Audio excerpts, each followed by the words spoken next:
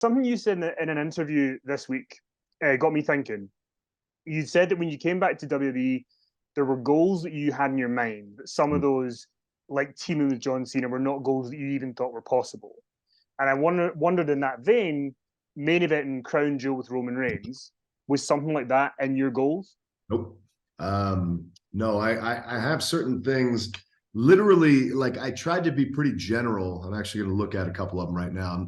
It looks like I'm kind of screwing you off right now, but I'm actually just kind of, I want to go and reference them real quick. But I had written kind of just general stuff where it was like, all right, year one, I want to do this in NXT. Okay, year two, I want to be on the main roster. I want to be in the video game, SummerSlam, Survivor Series, all of these things where it was just like, I want to have this and this and this.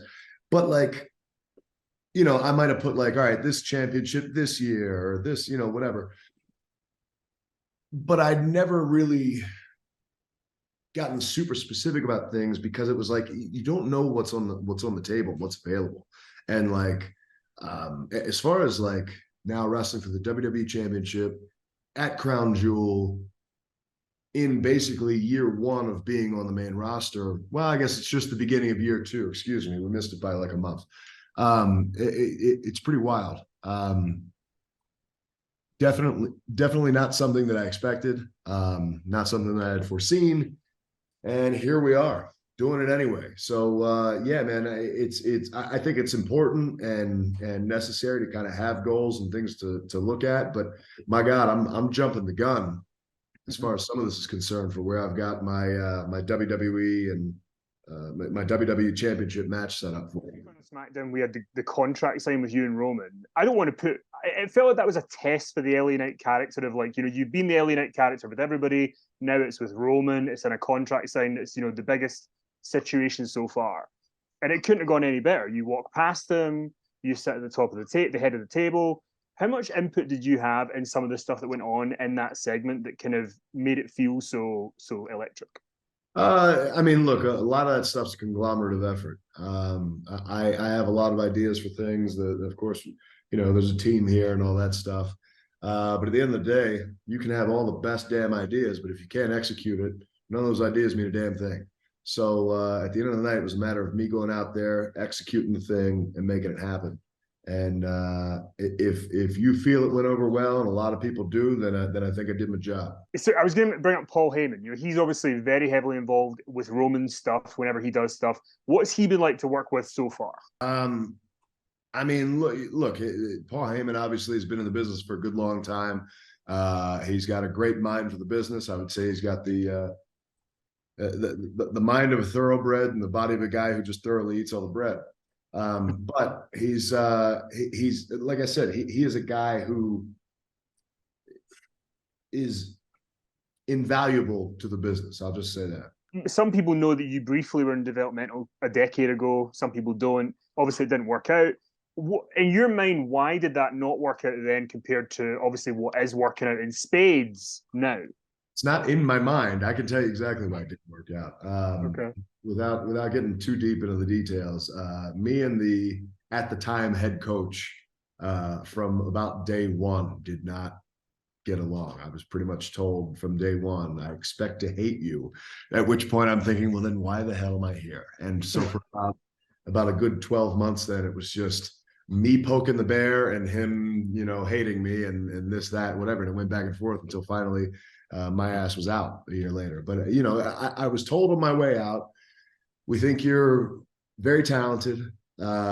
We would like you to come back at some point, but there's a stigma around you. There's a perception issue, and we need that perception to go away. For that perception to go away, you have to go away. So maybe it's 6 months, 9 months, a year, whatever, and we'll get back in contact, whatever. And true to the word, we did, and we talked in a year, and I was supposed to come back.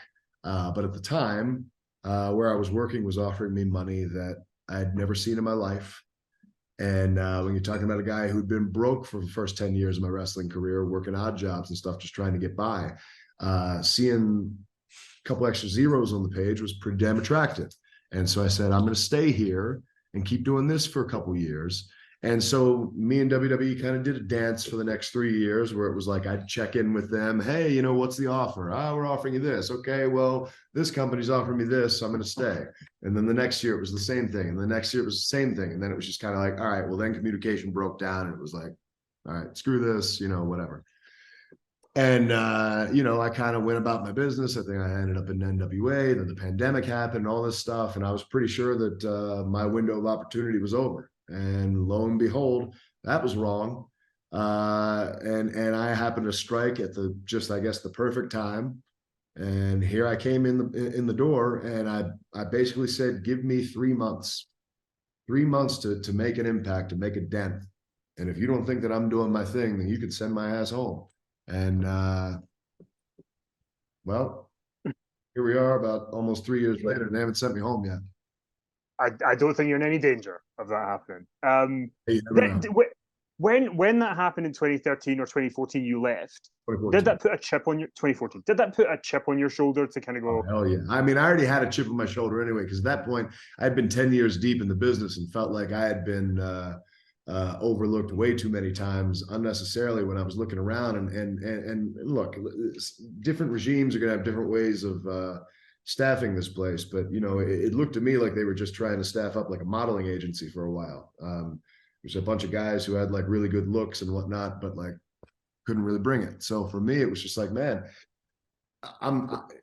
let me just be honest. I felt like I was a sports entertainment or TV pro wrestling wet dream, if I'm honest. Like, I mean, I got the look that you want. I can talk the trash and I can go in the ring and I can do the work. What else do you want? So at that point, it was just a matter of me just getting the attention of the right people, getting the right eyes on me, and I guess getting the perception right. And so, yeah, I already had a chip on my shoulder kind of coming in there. But for whatever reason, one of the biggest challenges for me in the business, and this is from day one, all the way back when I started in 2003, was just that people get a certain perception of me. I carry myself with confidence. I sometimes will share my opinion, but at the same time, I'm also a pretty quiet guy when the cameras aren't on and whatnot. I kind of stay to myself. And so I might just come say hi to you and then go off and just be by myself. And they're like, oh, this guy's a real jerk. And it's like, no, I'm not a jerk. I don't know. Do you want to talk to me? Do you not? Like, why am I going to come over and bother you? I don't know. So it's just kind of like, once people get to know me, I'll tell you this, when I was at Impact, biggest babyface turn ever, Bound for Glory 2015. Some drinks were flowing, we're having a good time. Everybody thought I was a complete jerk. And then it was like, we're hanging out, we're having a good time. And all of a sudden, big babyface turn after this night. It just took a couple drinks and everybody being open and us talking and hanging out. And by then, it was like for the next 3.5 years that I was there, everything was wonderful, honky-dory, copacetic. Because like once people actually like hang out, or I get to work with somebody, it's like, okay, yeah, he's actually all right. Oh, thank you for throwing me that bone. So with that being the case, there's always been that challenge to where it's like, I just need to get my foot in the door, but people always have this perception, and that always held me back. So now I'm finally got my foot in the door, and then that perception happens to be an issue again with the head coach, and then I'm out after a year. So I'm like, all right, well, I'm going to go and just crush this. I think a lot of people would get fired and then they have then gone into hiding or just quit the business or whatever. And for me, it was like, all right, well, I'm not going to take any time off. I moved back out to LA and I got right back on the horse, and it was just like, all right, I'm going to start working little indie promotions. Okay. Impact Calling. Cool. I got a job there. I'm going to go work there now. And so it was just making sure that I continued to move forward. And I always worked as though WWE was watching me, whether they were or they weren't. When you came back in 2021, what were those initial conversations with Triple H like? Was it very positive that, you know, I know you were saying give me 3 months, but did you get the vibe that this was going to be different this time? This was going to be much better. Well, first of all, coming in this time, I felt much more confident that I was wanted. And that's because the lead writer and Road Dogg had both reached out to me and they wanted to meet with me before I came in. And so we sat down and just kind of talked about different ideas and things like that. And I'm like, wow, okay, I feel like, all right, they actually like want me. And the lead writer, Johnny Russo, was just like, he was like, oh yeah, I'm familiar with your stuff that you've been doing. And I'm like, oh wow, you know my stuff. I'm like, okay, cool. Like I'm not a complete unknown walking in the door, and I'm not unwanted, which is cool. Let's go. So that, and then the first time that I was like talking to Hunter straight up, face to face was just kind of like, hey man, I know I left with heat last time, this, that, whatever. And he was like, don't even worry about it. It's water under the bridge. We got all that good. We are on a brand new clean slate right now. I said, cool, great. And so we went there, we did the thing, and I think we made some good memories there in NXT. What was the highlight for you of your NXT run and why? Well, I mean, it would have to be partially the $1 Million Championship feud, rivalry. Sorry, some people don't like that word. And including $1 Million Man in there, Ted DiBiase, and me and Cameron Grimes just putting on some great matches, and just a lot of fun like character stuff. But then you go on to even getting into War Games in the 2.0 era, where it was basically the black and gold versus 2.0 and stuff like that. And me doing all the stuff with Grayson Waller. A lot of that stuff was pretty crazy, and it was great. And that was a big shift where it was like all of a sudden, kind of like it happened here, all of a sudden the people started getting on that gravy train where it was like, all right, we're going to jump on the bandwagon here with LA. And things got pretty good and big there. Now, I do need to ask you, and I apologize in advance for bringing up Max Dupri briefly. When when that was pitched to you, what were your initial thoughts? Like, did you think maybe I need to do this to get back to LA Knight? Like, what? Tell me the initial thoughts. My thoughts were, you're ribbing me, right? This isn't serious, is it? And because I was originally just told off the cuff by somebody else who already knew, and I was like, oh no, they're just messing with me. And then when I got there and we actually had the meeting about it, I was just like, okay. All right. Well, and when it was explained to me at first, I was like, all right, I don't like this at all, but I'll make it work. That was my thought. But I mean, it was a lot of me just gritting my teeth and just, man, this is not me. This is not for me. But hey, man, you're gonna give me a big raise to do this? Okay, well, I'll try and make it. And some people would say, I was actually told, this is a direct quote from somebody, I don't remember who, but they were like, sometimes you have to, what did they say? Sometimes you have to be somebody else to like make it, or to go legit or something like that. I can't remember the exact quote, but it was something where I was just like, all right, I don't know if I agree with that or feel that way, but sure, I'll take that for now. And then by the time I was able to get out of that and just be me again, it was like, okay, cool. Well, that's something I'll use, at least if I ever need to. I never did, but it was like, okay, well, here's the explanation as to why. I was given bad advice, just told, in order to make it or get your foot in the door, you got to pretend to be somebody else for a while, which is pretty much what I felt like I was doing for that time. And I mean, we hear all these stories that Vince McMahon loved the Max Dupri gimmick, but then Triple H takes over, you become LA Knight again, all is right with the world. That must have been a pretty tumultuous time for you, but did you have faith that the LA Knight character would be back? I planted I don't know what anybody's plans were as far as that was concerned, but I definitely tried to plant seeds with that here and there wherever I could.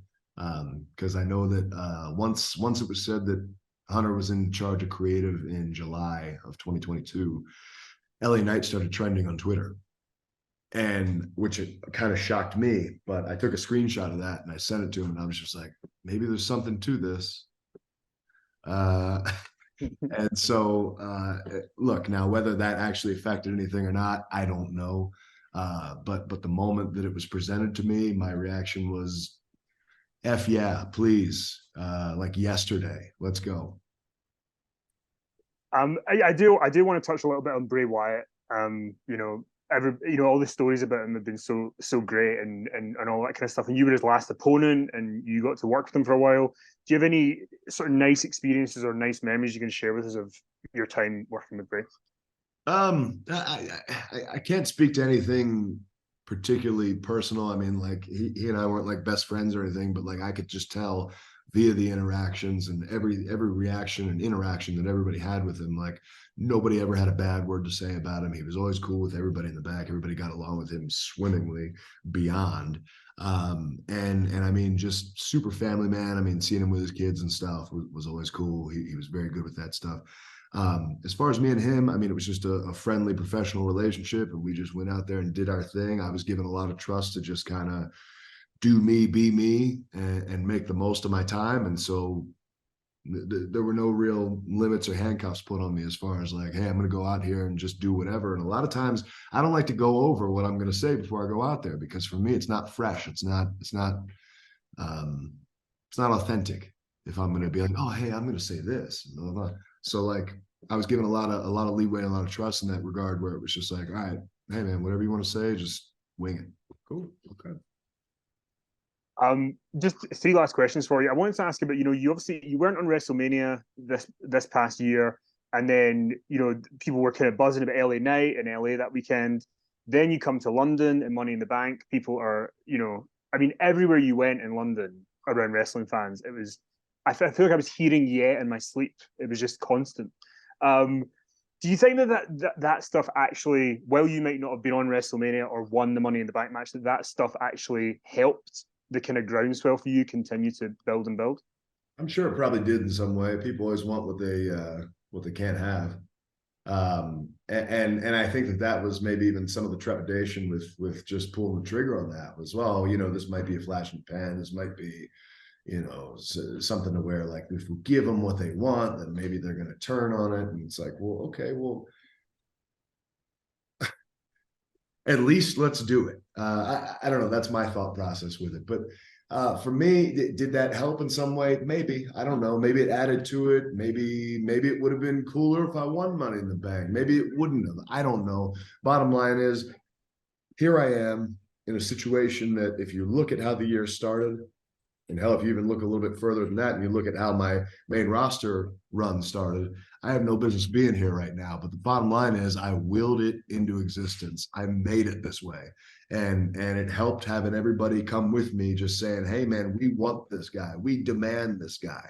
And so the people put it into existence, basically, on my back, with me going in there, not quitting, not giving up, knowing that I had something to prove, knowing that I had something to give to this. And now I'm trying to get something back from this loveless mistress that is wrestling, sports entertainment. And at this point, I'm looking to take that WWE championship because for me, that's a big feather in my cap to say, man, you never stopped. And here you are. My last question before I let you go is, you're now on that upward trajectory. You won the Battle Royal at SummerSlam. I wanted to ask you about a promo you did with The Miz, where he kind of brought up the Rock Austin comparisons, which I guess some of your critics tend to bring up sometimes. Everybody. What do you say? What do you say to that? If somebody was to use that as a sort of negative, say, well, I compare him to The Rock or Austin. He's not an original. If that was what they were to say, what do you say to that? Good for you. I don't care. I mean, if you want to speak my name in the same sentence with those guys, I'm cool with it. At the same time, I'm looking to go above and beyond anything that they did. I got all the respect in the world for those guys. But at the same time, of course, there's influence in wrestling. My God, have you ever heard of Ric Flair? Because the chances are, if you have, guess what? He was influenced by Nature Boy Buddy Rogers. Who knew? You ever heard of Hulk Hogan? Did you ever know that maybe he was influenced by superstar Billy Graham? I think he even admittedly says that he took some stuff from Dusty Rhodes. Wow, what a surprise. I guess that like he sucks then, right? No. So look, the bottom line is you take your influences and you make them yours. You make it into your own thing. Look at music, man. Music's the same thing. You can always listen to guys and think, oh, okay, wait a minute. That sounds like this person from the past, but it's like with his own twist, and he's doing his own thing. Same thing with athletics. Look at Kobe Bryant compared to Michael Jordan. He basically modeled his entire on-court style to Michael Jordan. And guess what? He had a hell of a career with it. So if anybody wants to go ahead and say that, please, I'll welcome it. Say whatever you want, because at the end of the day, I'm going to do me.